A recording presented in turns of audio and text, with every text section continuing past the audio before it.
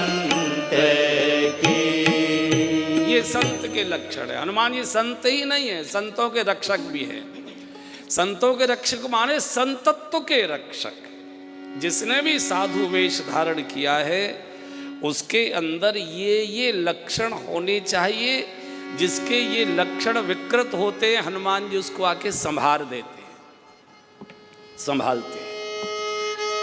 यहां से मां का आशीर्वाद लेकर चले। मानस में कहा है कि बड़ी गर्जना हनुमान जी ने की और उसका परिणाम ये हुआ कि सर्वाएं गर्भ निश्चर, सब जो राक्षसी गर्भवतियां थी उनके गर्भ गिर गए।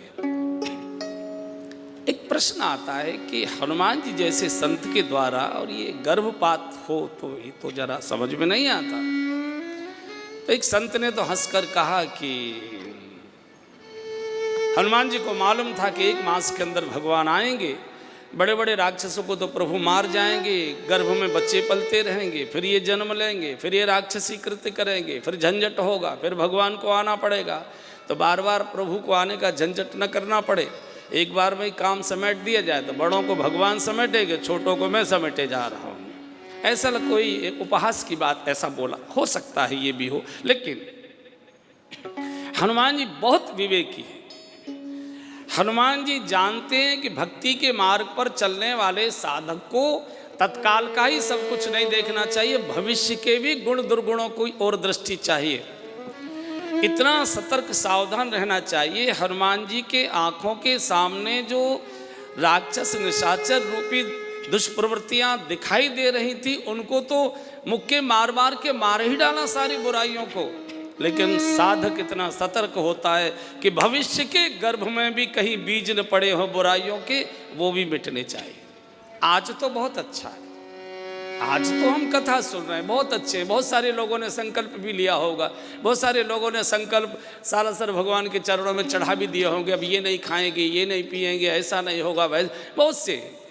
लेकिन कुछ बीज गर्भ में पड़े होते हैं और वो अनुकूल मौसम आते ही फिर प्रकट हो जाया करते हैं। तो हनुमान जी भविष्य के लिए भी सतर्क हैं कि भविष्य की भी कोई बुराई उसकी संभावना ही समाप्त करो।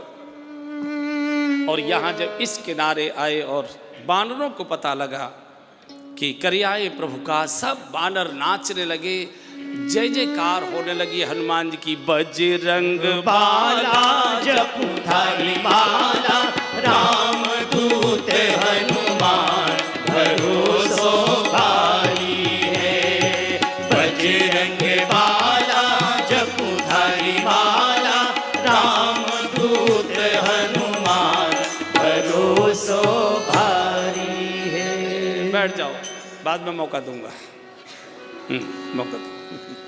थोड़ा बाएं बाएं चढ़ा लो, पैर वैर मल लो।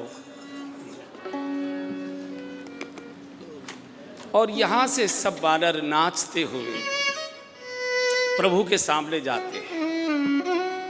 सबने जाकर प्रणाम किया। जाओ जी ने कहा, प्रभु हम तो सब साधना के मार्ग को छोड़ चुके थे, राखे सकल कपिन के ही प्राणा, हम तो मरने के लिए तैयार थे, लेकिन हनुमान जी ने हमारी रक्षा की। पवन का बेटा है ना, जैसे पवन प्राणों की रक्षा करता है ऐसे पवन पुत्र प्राणों की रक्षा करता है। हनुमान जी ने जाकर प्रणाम किया, भगवान ये लीजिए। चलत